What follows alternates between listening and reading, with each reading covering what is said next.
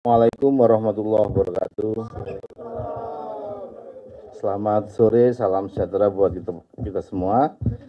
Ketua KPU dan juga Ketua Bawaslu, para jajaran anggota KPU dan juga Pak Sekjen, teman-teman jurnalis yang saya banggakan.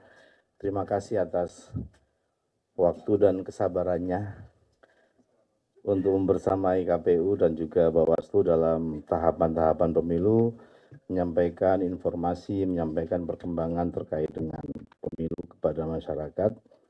Pada hari ini tidak seperti biasanya, berasa spesial ini karena KPU dan Bawaslu mau menyampaikan beberapa hal tentu berkaitan dengan kebijakan dan juga perkembangan tahapan pemilu dari sisi KPU dan dari sisi Bawaslu. Nanti akan menyampaikan dari sisi KPU Pak Ketua KPU Republik Indonesia Mas Hasyim Asyari, kemudian dari Bawaslu Mas Rahmat Bagja akan menyampaikan beberapa hal dari perspektif Bawaslu. Tentu tema dan isu yang berkembang sebagaimana kita tahu setelah pemungutan dan penghitungan suara yang sedang berjalan ini, kita semua nanti bisa update situasi lapangan dan juga apa-apa yang sedang difokuskan oleh penyelenggara pemilu dalam hal ini KPU dan Bawaslu. Untuk selanjutnya saya persilahkan secara bergantian Mas Hasyim menyampaikan dulu dari perspektif KPU, kemudian selanjutnya Mas Rahmat Bagja dari perspektif Bawaslu, perkembangan situasi pasca pemungutan dan penghitungan suara pemilu 2024 pada hari ini. Dipersilakan Mas Ketua.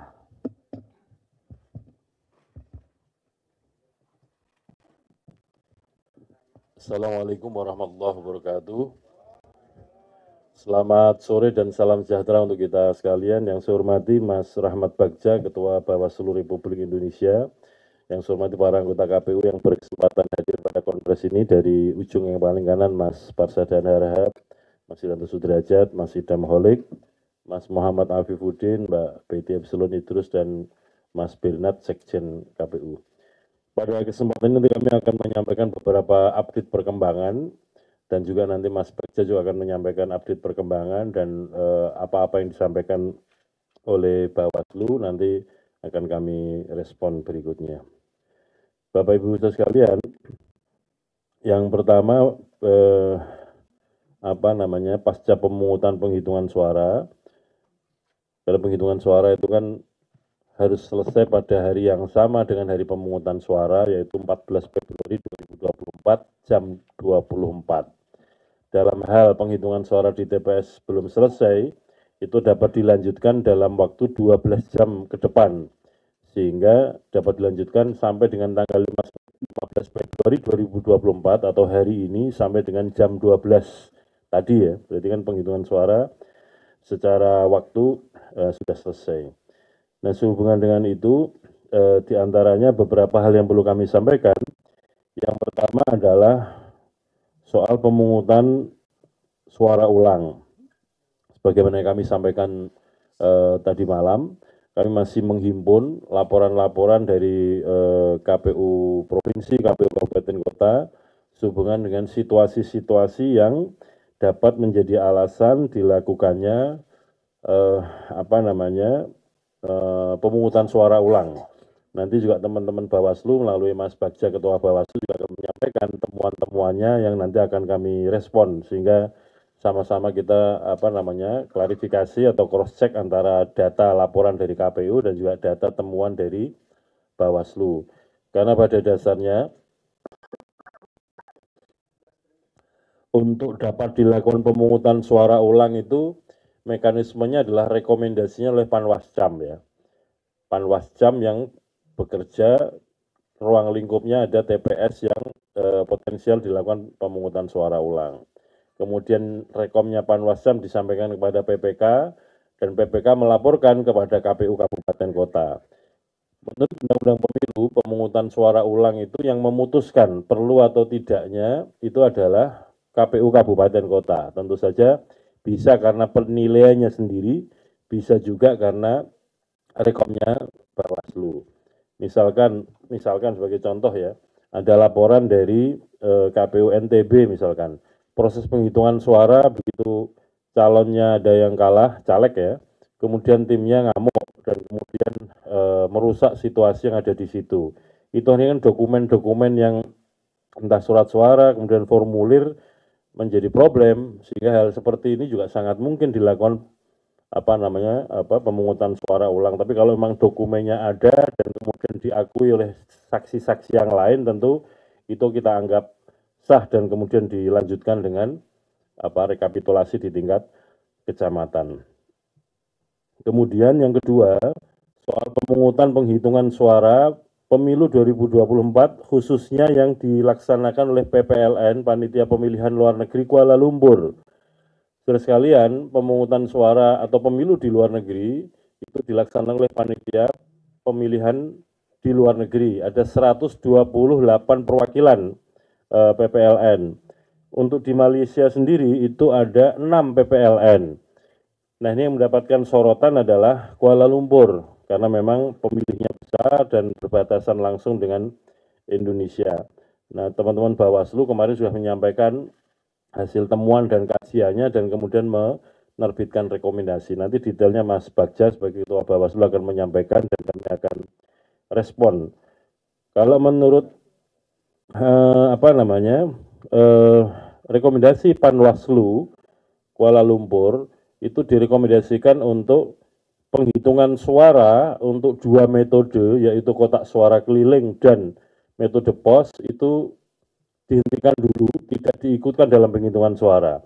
Jadi kalau PPLN Kuala Lumpur mulai tanggal 14, 15 itu melakukan penghitungan suara, itu yang boleh hanya untuk metode TPS atau TPSLN, TPS luar negeri. Untuk metode pos dan metode KSK dihentikan dulu, tidak diikutkan. Untuk metode KSK sesungguhnya penghitungan suara juga bersamaan dengan metode TPSLN, yaitu 14 dan 15 Februari 2024.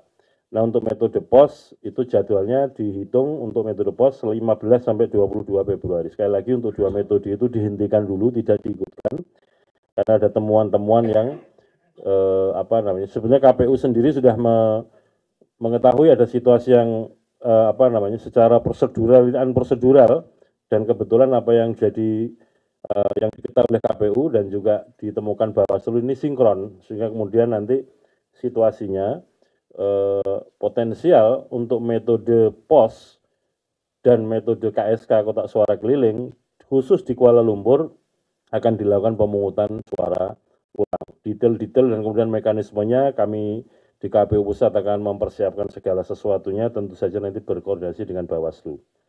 Yang ketiga, saudara sekalian, soal penghitungan suara. Jadi di dalam penghitungan suara di TPS, kemarin ada di beberapa tempat, sebagaimana yang tadi malam kami sampaikan dan juga teman-teman Bawaslu sampaikan, terdapat surat suara yang tertukar.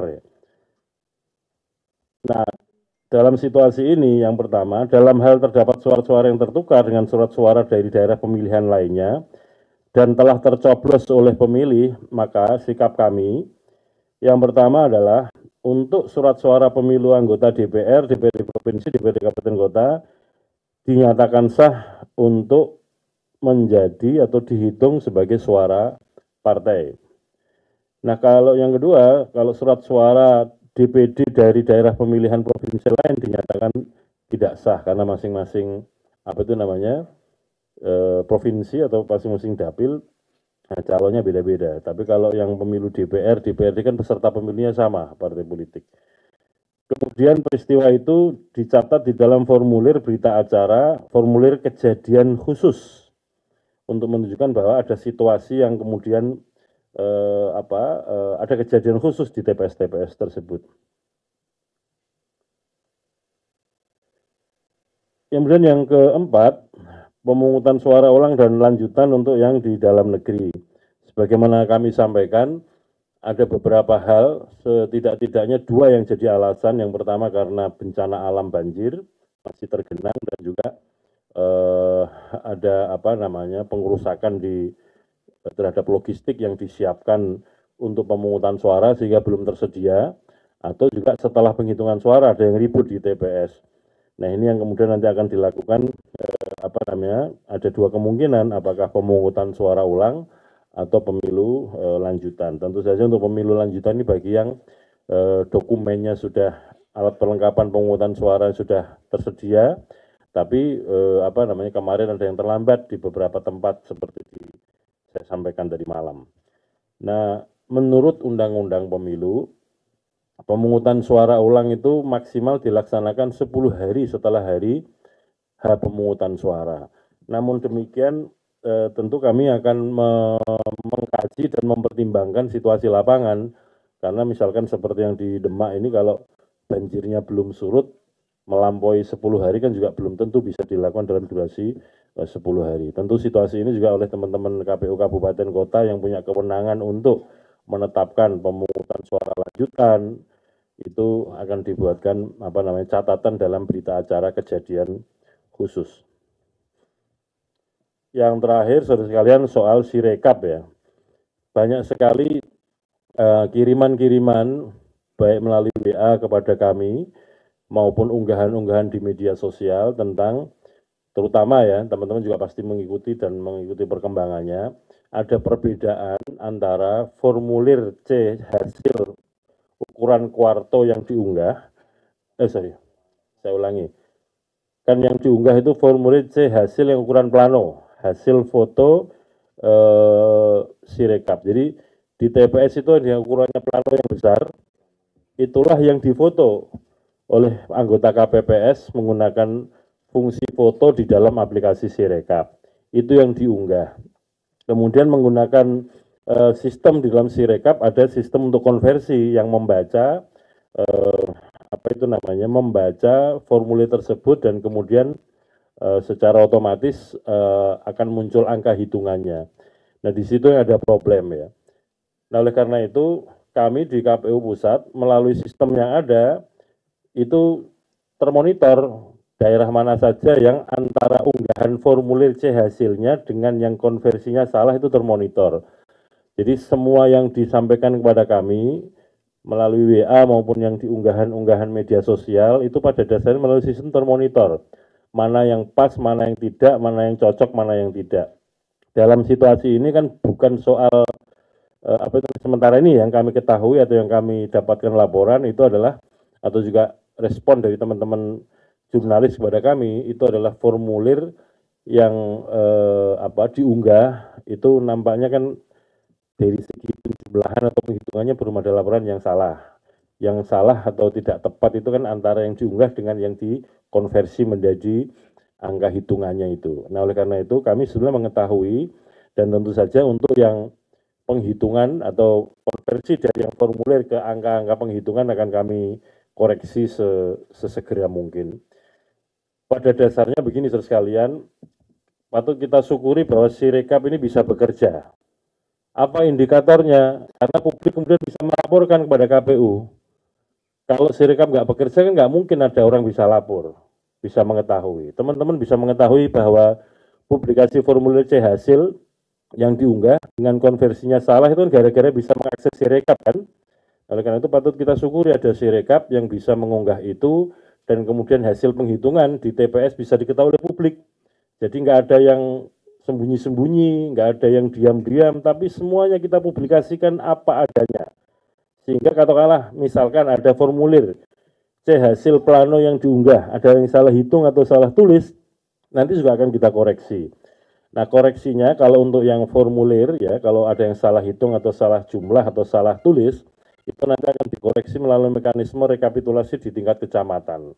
Dan nanti formulir hasil rekapitulasi tingkat kecamatan, formulir D, itu juga akan diunggah di dalam Sirekap. Sehingga nanti siapapun bisa ngecek ulang apakah formulir-formulir yang katakanlah sekiranya atau seandainya ditemukan yang salah hitung atau salah tulis sudah dikoreksi atau belum di mekanisme rekapitulasi di tingkat kecamatan.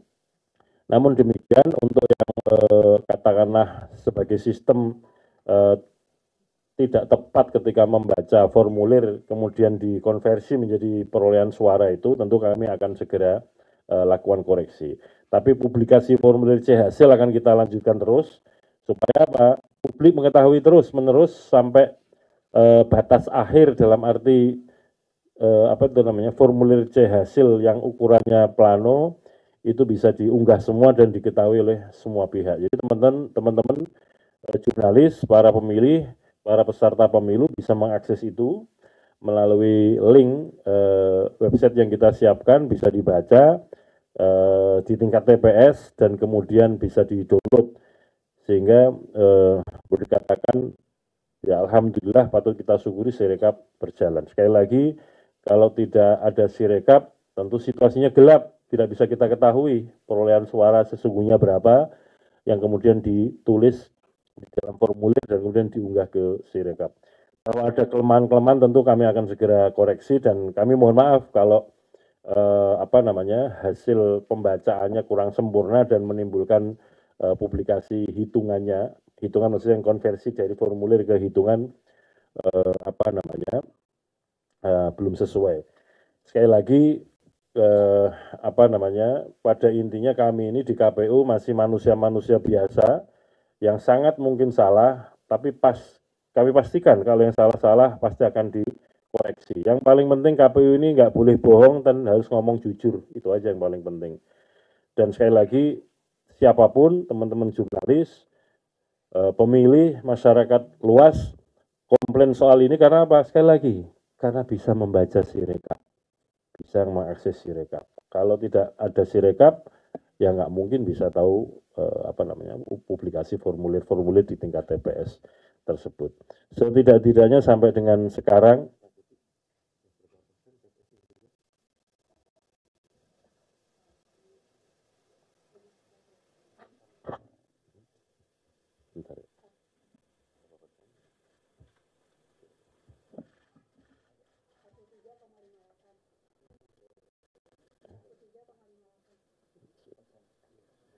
saya kira kita sama-sama bisa memperhatikan sampai dengan saat ini jam 15.50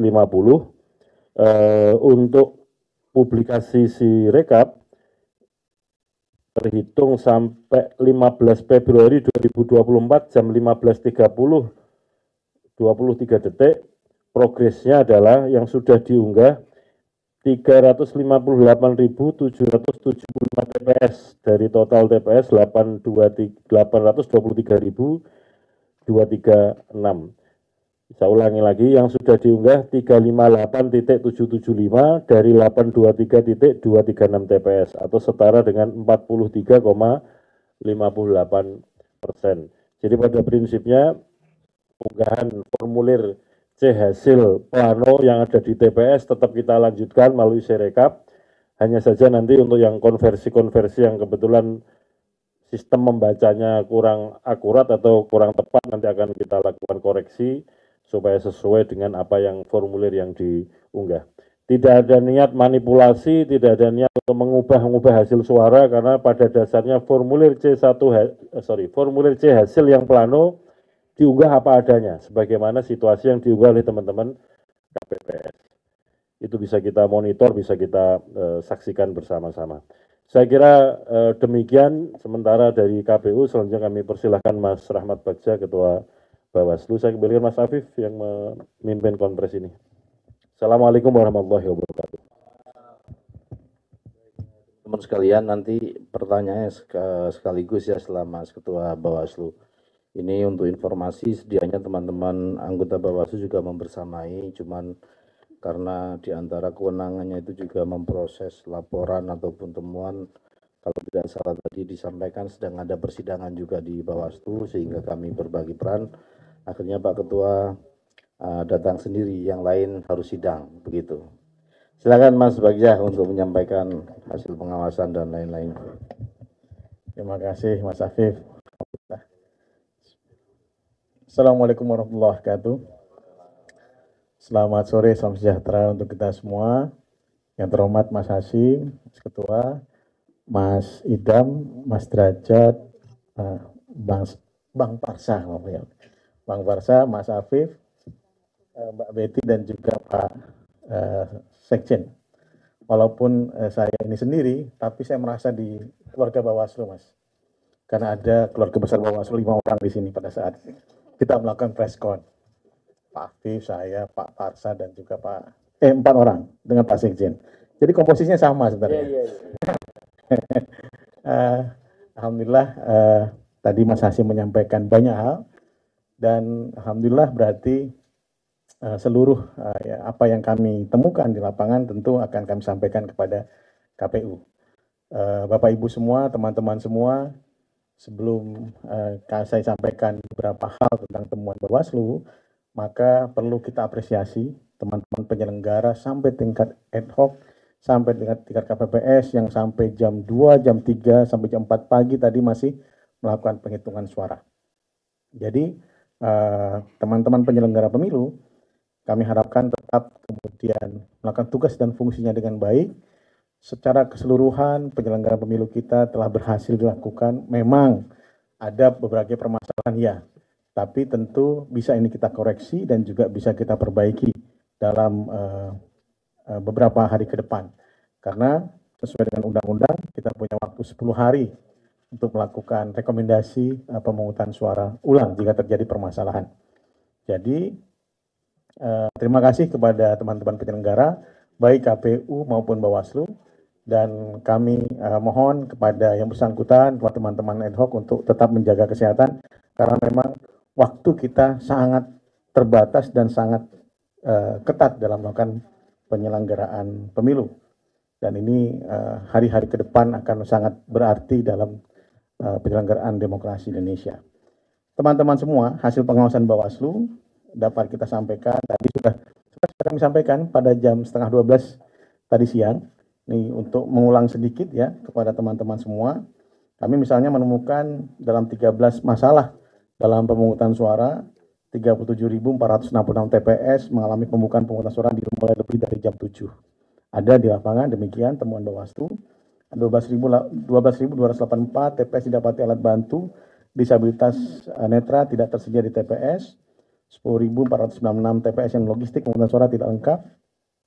8.219 TPS yang didapati adanya pemilih khusus yang menerima hak pilihnya tidak sesuai dengan domisili KTP.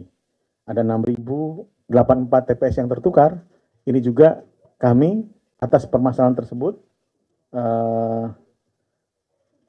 bersama dengan KPU, untuk yang tertukar kami sudah menyepakati surat edaran bersama untuk yang dapil tertukar maka dianggap sah jika dicoblosnya di baik di partai politik maupun di nomor urut.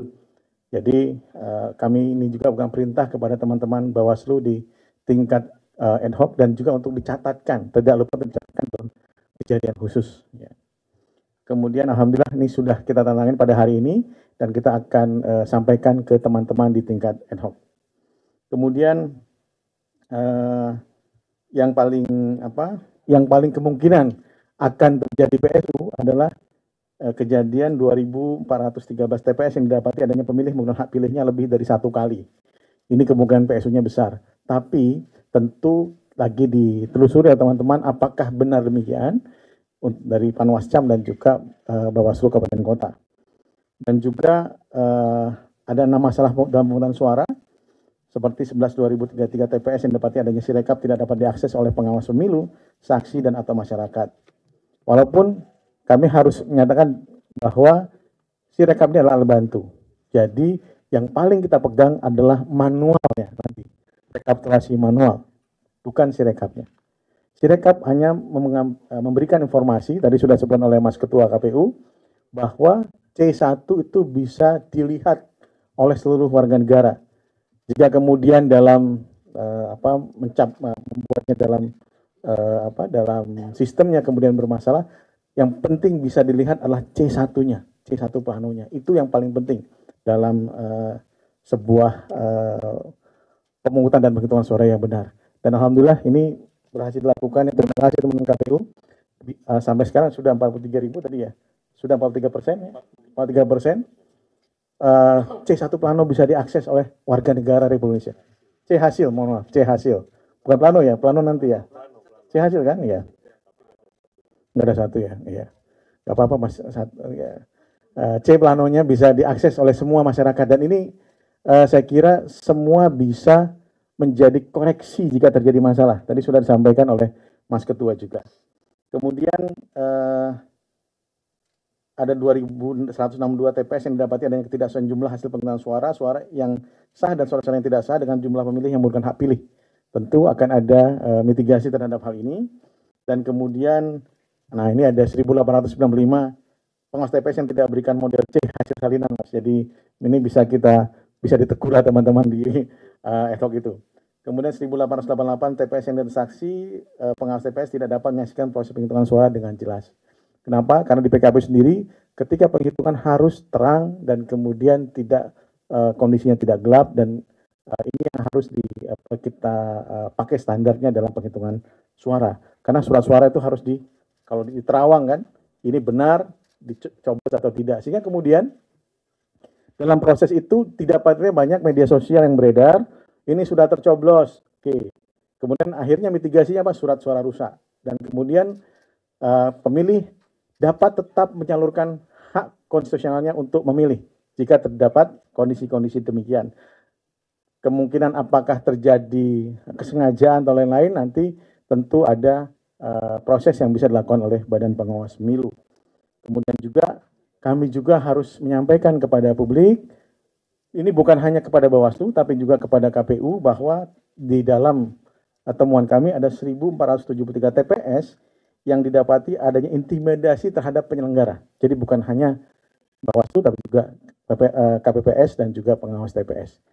Jadi tindak lanjutnya pemungutan suara disesuaikan dengan ketentuan dapat disesuaikan waktu yang kemudian ditambahkan ya.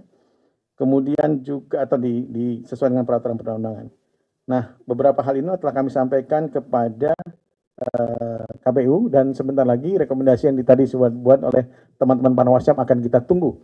Karena kami punya waktu 10 hari dan insya Allah tidak menggunakan waktu sampai dengan 10 hari.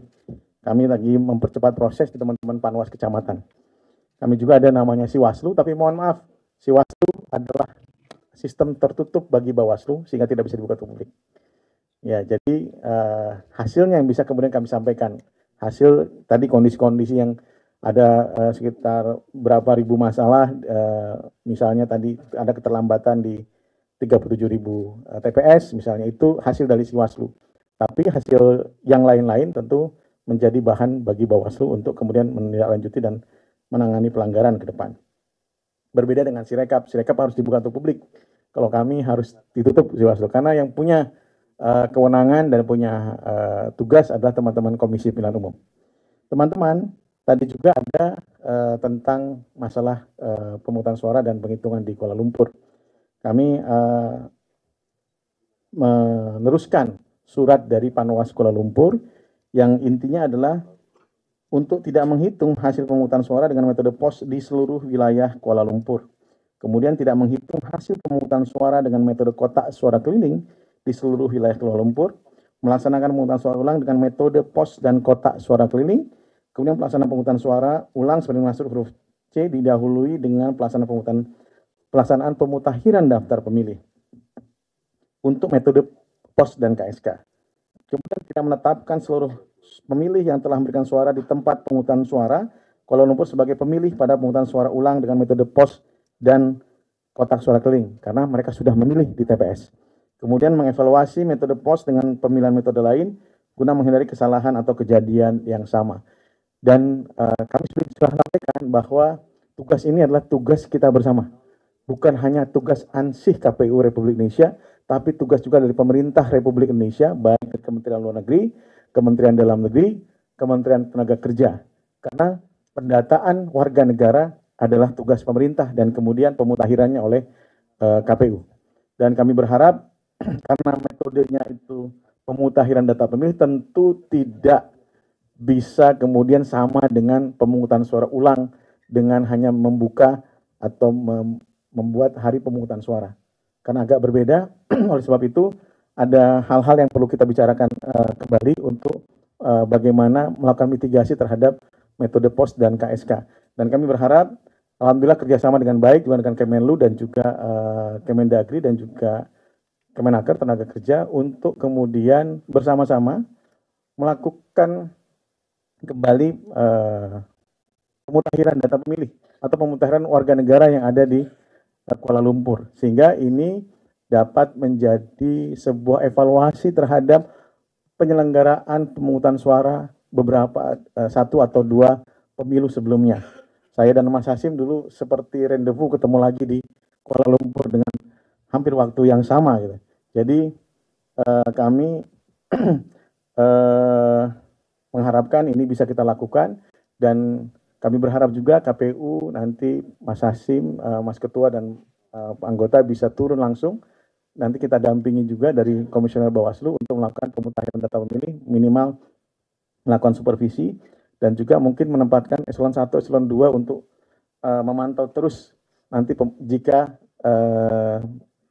terjadi pemutahiran data pemilih dari KPU untuk ditempatkan dulu di sana sekitar seminggu 2 minggu untuk kemudian membantu teman-teman PPLN dalam melakukan pemutahiran data pemilih.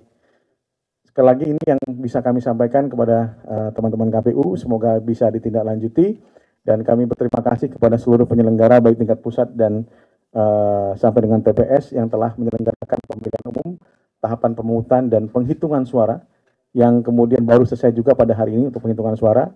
Terima kasih banyak, semoga ini menjadi amal baik untuk membangun demokrasi di Indonesia. Walaupun ada catatan, ya ada masalah, ya, dan itu sekarang kita akan selesaikan baik dari KPU maupun dari Bawaslu. Sekali lagi terima kasih. Assalamualaikum warahmatullahi wabarakatuh. Terima kasih Mas Ketua Bawaslu, Mas Rahmat Bagja, atas hasil-hasil pengawasan dan juga informasi seputar rekomendasi yang disampaikan Bawaslu, terutama kaitannya dengan pemungutan suara di Kuala Lumpur yang metode POS dan KSK, yang kami di KPU tidak hanya terkait dengan rekomendasi tersebut, rekomendasi lainnya juga pasti akan kami kaji dan tindak lanjut. Itu komitmen dari kami di penyelenggara untuk menjaga pemilu ini, bahwa pemilu ini tidak hanya hajatan yang diurus oleh KPU. Teman-teman pengawas menemukan sejumlah pelanggaran, katakanlah temuan-temuan di lapangan, akan kami konfirmasi ke jajaran kami. Intinya kami ingin penyelenggara kompak, solid, dan juga pada satu sisi kami juga akan menerima masukan catatan atas praktek-praktek yang dianggap tidak sesuai dengan aturan.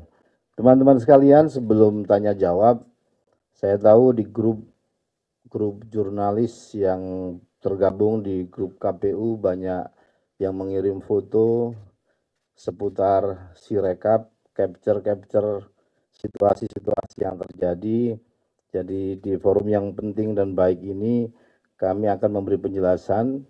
Bu Betty Epsilon Idrus akan memberi penjelasan terkait hal-hal yang menjadi trending topik di grup-grup di media sosial. Silakan Mbak Betty.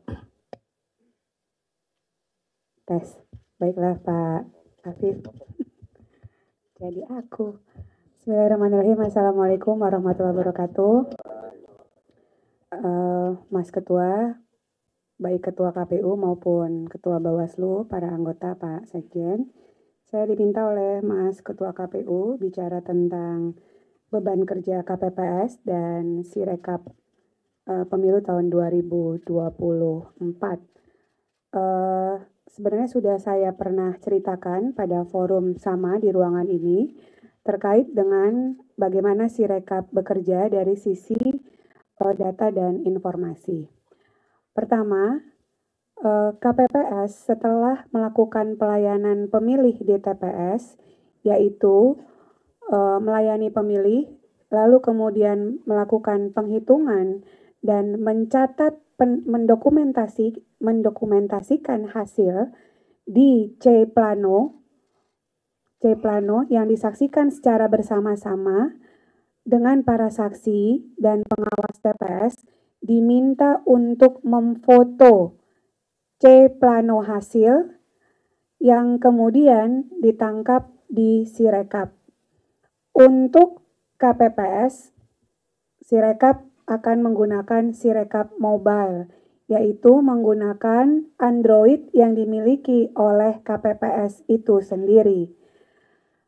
Dengan sistem informasi yang dibuat, maka KPPS akan menangkap gambar berapa banyak yang akan ditangkap gambarnya, yaitu sebanyak 5 jenis surat suara sekaligus, yaitu surat suara presiden dan wakil presiden, kira-kira sebanyak 3 lembar, lalu kemudian surat suara untuk partai politik dalam hal ini DPR RI, DPRD Provinsi, DPRD Kabupaten Kota, rata-rata 20 kali 3 berarti 60 lembar, ditambah untuk DPD, Dewan Perwakilan Daerah, tergantung berapa jumlah calon anggota DPD yang ada pada setiap dapil provinsi yang menjadi ruang lingkup kerja KPPS.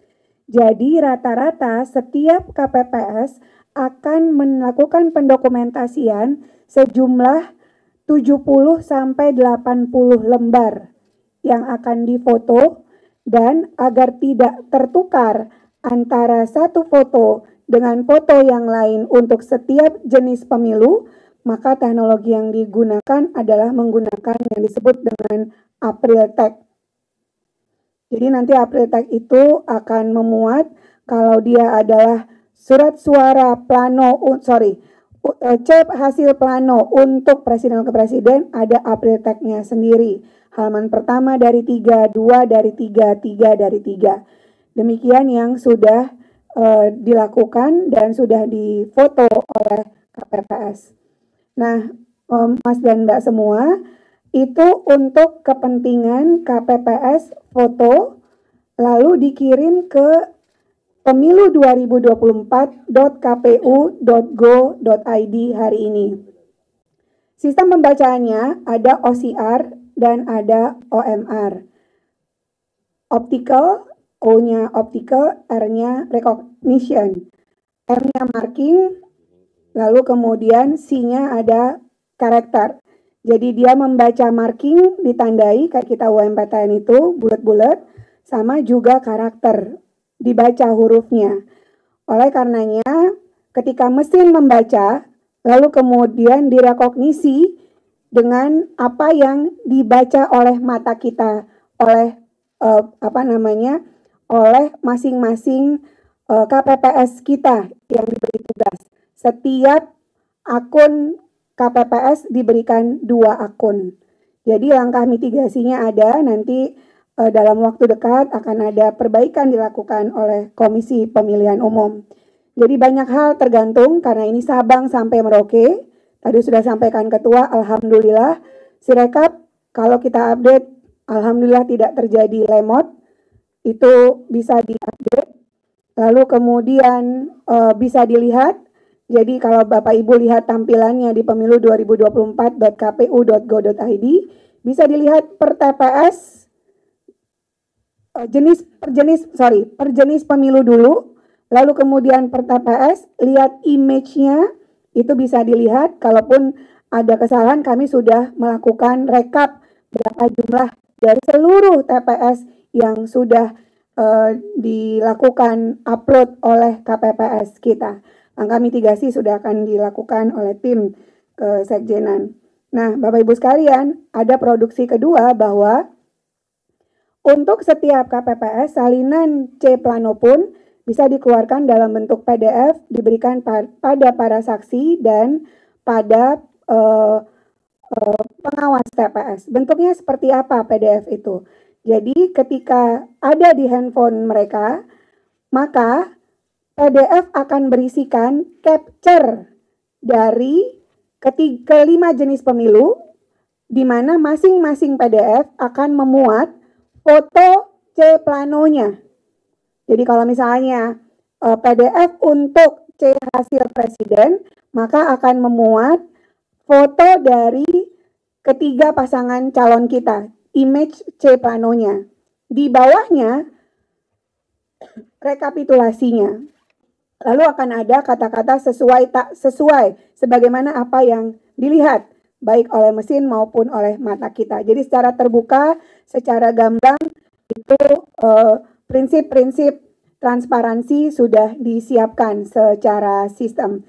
Bapak Ibu sekalian, itu yang bisa saya sampaikan tadi untuk publik, bisa dilihat oleh semua orang, sekali lagi di pemilu2024.kpu tps.go.id untuk kepentingan para saksi dan pengawas TPS. Kita siapkan juga PDF-nya dan akan diberikan oleh KPPS ketika selesai hasil penghitungan suara.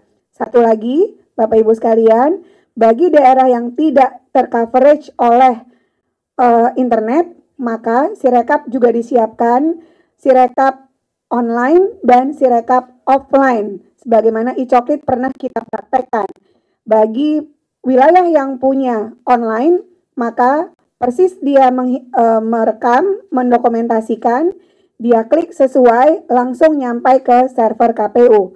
Tapi jika tidak punya coverage internet, ketika sudah ada di handphone masing-masing KPPS, kotak bergerak dari TPS ke kecamatan melalui PPS ketika ada internet, maka ketika akan terunggah ketika ada internet di wilayah itu. Jadi mitigasi terkait dengan itu sudah dilakukan. Mitigasi berikutnya adalah jikapun sampai dengan kotak naik tidak ada, maka PPK sudah juga disiapkan fitur untuk memfoto C-Plano apabila masing-masing TPS tidak menyiapkan atau tidak tersedia foto C-Planonya di lapangan. Jadi Bapak Ibu sekalian, itulah cara Sirekap bekerja dengan beban kerja masing-masing dari tingkat KPPS dan PPK. Saya rasa demikian Mas Ketua dan Mas Afif. Billahi taufiq wal hidayah. Assalamualaikum warahmatullahi wabarakatuh.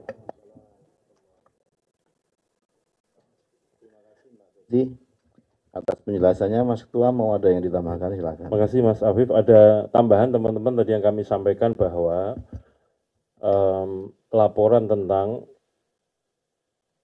unggahan Sirekap yang hasil konversinya berbeda dengan yang formulir yang diunggah itu, baik itu melalui media sosial, melalui WA, kami tentu saja mengucapkan terima kasih atas segala masukan, catatan, dan sekali lagi tentu kami nanti akan melakukan koreksi-koreksi. Nah, dan kami juga menyampaikan tadi bahwa sebetulnya di dalam sistem atau Sirekap mengenali bahwa hasil konversi itu ada yang salah atau tidak tepat dengan data dalam hitungan maupun penulisan di dalam formulir yang diunggah itu. Di dalam sistem Sirekap yang ditemukan itu ada 2.325 TPS. Saya ulangi ya, 2325 TPS yang ditemukan antara konversi hasil penghitungan suaranya dengan yang formulir diunggah itu berbeda. Nah, tentu ini menunjukkan bahwa Sirekap sendiri sebagai sistem mengenali ada yang tidak tepat atau tidak sama antara apa yang hasil konversinya dengan ini. Sampai saat ini, sebagaimana kami sampaikan tadi, yang sudah diunggah itu 358.775 TPS atau 358.775 TPS yang sudah diunggah.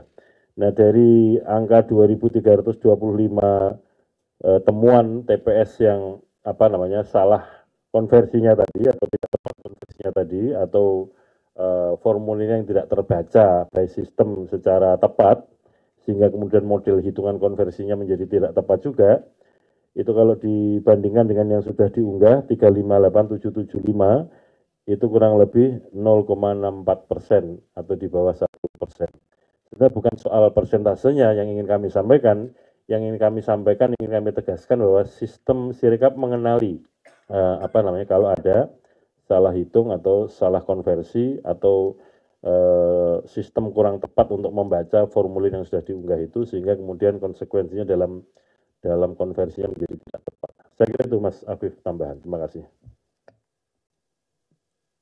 Terima kasih Mas Ketua atas penjelasannya. Kalau nggak ada pertanyaan saya tutup. Ada pertanyaan nggak? Kirain cukup ya. Kita buka 3 penanya ya.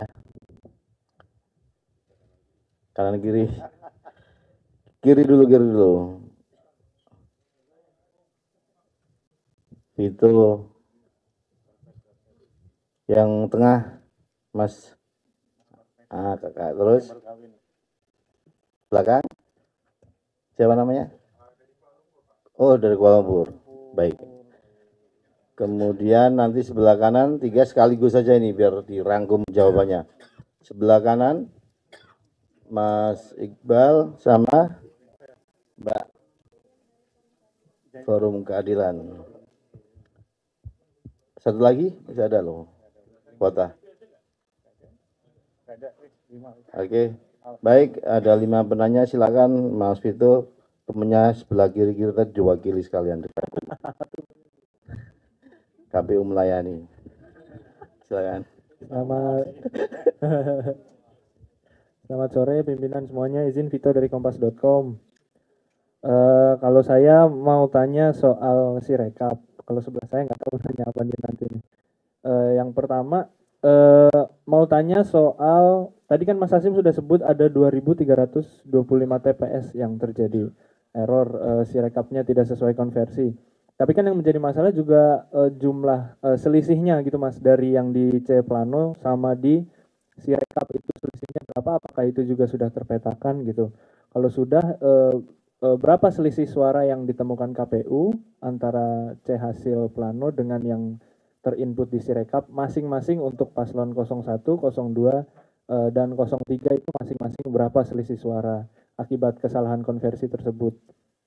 Yang kedua mau tanya soal biaya kerjasama antara KPU dengan ITB dalam hal pengembangan Sirekap Mas, karena sebagai contoh kawal pemilu itu yang punyanya Mas Ainun Najib itu tadi pagi baru membeberkan kalau mereka butuh cost itu 60 juta sehari untuk cloud-nya aja gitu, 60 juta sehari.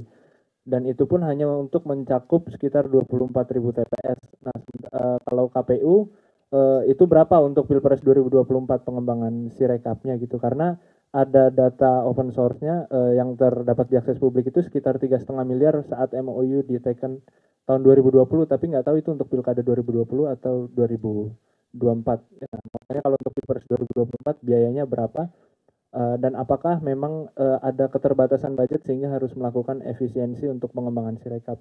Terima kasih Mas. Cukup. Ayo Mas, silakan di belakang. Assalamualaikum warahmatullahi wabarakatuh. Nama saya Aka dari Media Indonesia. Mau bertanya mengenai potensi atau rencana pemungutan suara ulang dan penghitungannya nanti di Kuala Lumpur ini. Beberapa waktu lalu teman-teman Migrant Care juga mengeluarkan sebagai pemantau yang terakreditasi di Bawaslu menemukan hasil pemantauannya bahwa sebenarnya ada banyak surat suara yang terkirim di apartemen warga negara Indonesia itu yang terbengkalai, artinya nggak diterima atau nggak dicoblos, atau ada juga yang salah alamat, ada yang harusnya mereka pemilih pos tapi nggak mendapatkan suratnya, akhirnya nanti ke TPS. Nah, nanti apakah ada kemungkinan nih Mas, pemilih-pemilih itu nanti yang merequest ke depannya untuk misalnya mau melakukan pemungutan suara dengan metode yang diinginkannya gitu, agar kalau misalnya dia pengennya TPS ya TPS aja, nggak lewat pos gitu, maksudnya seperti itu, supaya hasil partisipasinya lebih optimal. Terima kasih. Baik, terima kasih Mas Eka, pertanyaannya sudah kita tangkap. Teman dari Kuala Lumpur ya, silakan Mas. Assalamualaikum. Nama saya Hilman dari Bernama TV Kuala Lumpur. Soalan saya hampir sama dengan rekan saya tadi.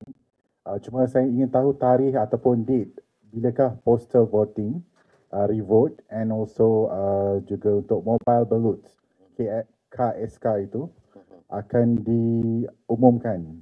Kerana belum sehingga kini menurut bacaan saya, there's no date has been confirmed yet. So bisa tak Bapak umumkan ataupun announce the date that they have to voting again? Itu saja. Baik, terima kasih Mas Hilman. Kami sudah dapatkan poinnya. Selanjutnya Mas Iqbal dulu ya. Mas Iqbal baru Mbak Jen. Assalamualaikum, selamat sore Mas Hasim, Mas Parsa, Mas Derajat, Pak Idam, Pak Baja, Mas Afif, Bu Betty, dan Pak Bernard. Kok bisa kenal semua begitu? Itu kalau di survei elektabilitas, popularitasnya tinggi, Mas Afif. Silakan, Mas. Izin. Tadi Mas Baja menyampaikan salah satu temuan dalam proses pemungutan suara, yaitu ada pemilih yang menggunakan hak pilihnya lebih dari satu kali di 2.413 TPS, yang kalau saya baca rilisnya tadi pagi ada di sebagian besar ada di Pulau Jawa, Sumatera, dan NTT. Nah, tadi Mas Bagja juga menyebutkan ada potensi pemungutan suara ulang di TPS-TPS itu, dan kalau saya hitung, misalnya kalau satu TPS itu ada 200 pemilih, maka akan ada sekitar 500.000 pemilih yang akan PSU.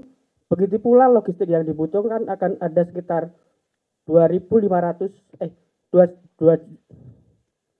juta lembar surat suara. Nah, dan kita tahu bahwa aturan untuk PSU ini maksimal hanya 10 hari, dan saat ini masih diproses apakah rekomendasi PSU atau tidak di Panwascam. Nah, ini berkejaran dengan waktu, bagaimana Bawaslu ini memutuskan kapan akan diputuskan akan ada PSU atau tidak, karena tadi berkaitan dengan logistik, Mas Baja. Kemudian persiapan untuk logistiknya akan seperti apa, dan satu lagi terkait yang ada di Malaysia. Kan tadi rekomendasi dari Bawaslu juga menyebutkan harus ada pemutakhiran data pemilih, dan itu kemungkinan akan cukup membutuhkan waktu yang cukup lama. Nah, apakah memungkinkan apabila pemungutan suara model pos dan KSK itu dilakukan lebih dari 10 hari sesuai ketentuan undang-undang? Terima kasih. Terima kasih Mas Iqbal. Yang terakhir Mbak J. Silakan. Assalamualaikum warahmatullahi wabarakatuh. Selamat sore Bapak.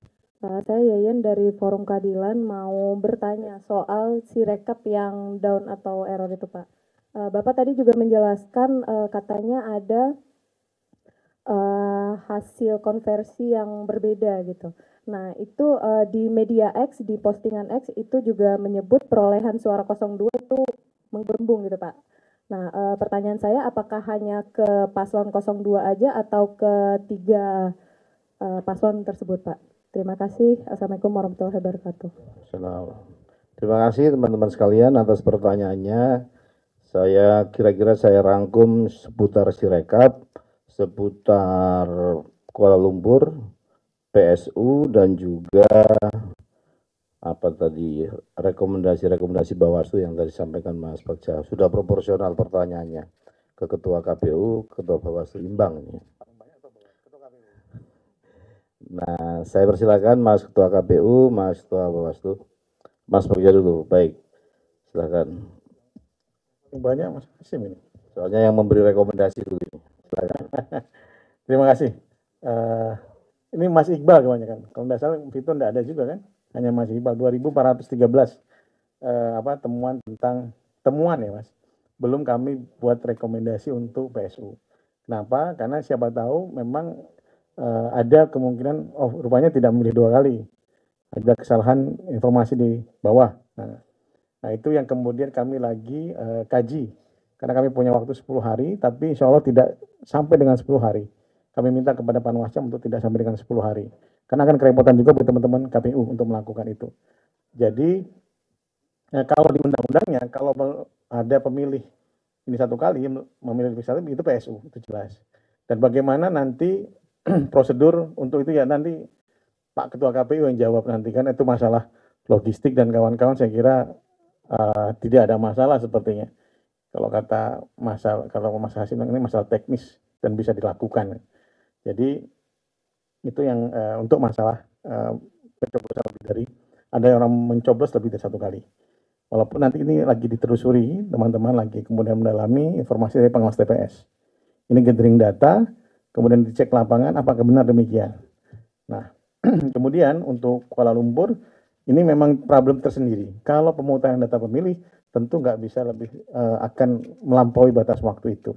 Oleh sebab itu, kita harus ada memang nanti breakthrough ya terhadap aturan ini sehingga kemudian pemutahiran data pemilih dapat dilakukan. Kenapa demikian? Karena kita belajar dari beberapa kasus pemilu sebelumnya atau pilkada sebelumnya. Misalnya kalau nanti kalau di MK misalnya kasus Nabire kalau tidak salah, itu kan pemutahiran data pemilih diulang mas pemutahiran data pemilihnya. Nah itu 100% di seluruh satu kabupaten. Nah itu dapat dibayangkan, itu bisa dilakukan. Nah demikian juga nanti tentang pemutahiran data pemilih di Kuala Lumpur. KPU punya waktu 35 hari semenjak pemungutan suara untuk menetapkan rekapitulasi. Semoga dalam batas waktu demikian sehingga tidak mengganggu melampaui dari 35 hari. Namun dengan itu memang effortnya agak besar. Oleh demikian kami tentu juga akan membantu teman-teman KPU walaupun membantunya tidak kemudian kami jadi penyelenggara teknis untuk logistik dan kawan-kawan. Nanti melampaui kewenangan nanti mas kalau gitu. Jadi tentu kami akan membantu dan memberikan masukan terhadap pemutahiran data pemilih nanti dan supaya agak dipercepat ya, supaya cepat. Dan ini bukan hanya kerja KPU, bukan hanya kerja KPU, tapi kerja Kementerian Negeri, kedubes tempat ya, khususnya kedubes di Malaysia dan juga atas Kementerian Tenaga Kerja dan sehingga untuk kita lebih serius untuk mendata teman-teman warga negara dan apa alamatnya dan alamat terkininya apa. Misalnya kita ketemu bahwa ketika paspor yang baru itu tidak terdata di DPT. Rupanya paspor yang lama yang terdata. Nah itu yang menarik kan. Jadi itulah yang menurut kami bisa dilakukan ke depan. Dan itu bisa dilakukan. Karena saya kira seharusnya semua traffic ya warga negara itu bisa dipantau karena ada kedutaan besar kita sebagai perwakilan negara kita di Kuala Lumpur. Jadi saya kira itu mas bisa dilakukan gitu. Dan semoga itu bisa cepat untuk dilakukan. Dan alhamdulillah ini kita sudah ngobrol di awal dan rekomendasi kita diterima oleh teman-teman KPU dan kita akan secepatnya. Saya kira teman-teman KPU juga kita sama-sama mempunyai tugas dan fungsi yang sama dalam penyelenggaraan pemilu yang baik. Terima kasih, Mas. Terima kasih. Yang pertama soal Sirekap. Jadi bahwa terdapat kesalahan atau ketidaktepatan konversi dari pembacaan terhadap formulir yang diunggah itu sifatnya random, tidak hanya untuk Pilpres tapi juga ada pileknya ya. Nah, kalau dari segi berapa sih jumlah suara hasil konversi yang kemudian tidak tepat belum kami cek sampai sedetail itu. Yang jelas yang kami sudah pantau dan sudah termonitor itu tadi ada di 2.325 TPS. Yang paling penting sudah teridentifikasi itu by system dan kemudian yang akan kita minta untuk dilakukan koreksi terhadap konversi yang salah tersebut supaya pemindaiannya itu jelas dan kemudian terbaca sebagaimana apa yang tertulis di dalam formulir. Kemudian yang berikutnya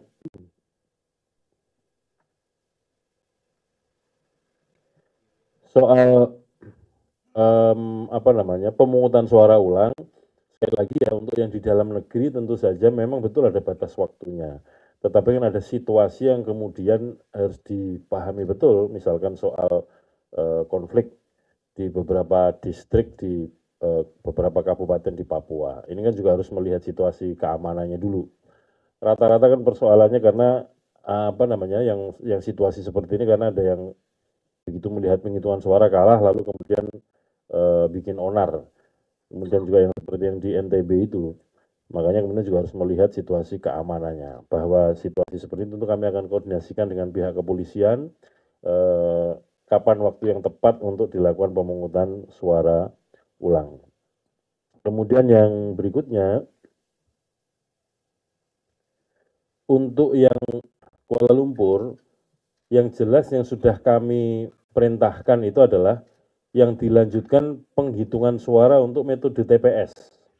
Karena yang problem kan metode pos dan metode KSK atau kotak suara keliling. Jadi penghitungan suara untuk metode TPS yang kemarin digelar pada hari Ahad tanggal 11 Februari, itu penghitungannya tetap dilanjutkan tanggal 14-15 ini. Tapi untuk yang POS dan KSK dihentikan untuk tidak diikutkan dalam penghitungan suara. Karena apa? Direkomendasikan untuk PSU. Nah, kemudian yang kedua, karena PSU-nya ini dimulai dari pemutahiran data pemilih, tentu saja akan kami lakukan secara hati-hati. Kenapa hati-hati? Yang pertama, sudah ada sebagian pemilih di dalam DPT ataupun DPTB ataupun dalam KSK, dalam DPK yang sudah ikut pemungutan suara TPS. Berarti kalau dia sudah ikut pemungutan suara TPS kan nggak bisa diikutkan lagi dalam pemungutan suara ulang untuk metode KSK dan POS. Demikian juga di dalam negeri juga sudah ada pemungutan suara, sehingga tidak bisa lagi kemudian orang yang sudah hadir di dalam negeri, sudah nyoblos kemudian tiba-tiba geser ke Kuala Lumpur, ikut pemungutan suara, ngaku pindah milih misalkan. Sehingga tentu saja data pindah milih, data DPK yang kami gunakan adalah selama sebelum pemungutan suara di Indonesia dilakukan, atau batas akhirnya adalah data yang kemarin digunakan untuk yang terakhir pemungutan suara metode TPS. Itu yang kita jadikan pegangan untuk bahan pemutahiran data pemilih. Jadi DPT yang sudah ada, nanti kita cek soal validitas alamatnya. Kalau alamatnya dikenali, masih kita pertahankan di situ. Kemudian nama-nama yang ada di DPT dengan yang di DPTB dan KSK itu terdaftar semua. Untuk pemilu yang kemarin ya, itu kita cross check. Nah, kalau kemudian sudah ada di DPT atau DPTB atau DPK-nya TPS, maka tidak kita masukkan di dalam DPT-nya untuk metode POS dan KSK, supaya tidak dia milih lebih dari satu kali.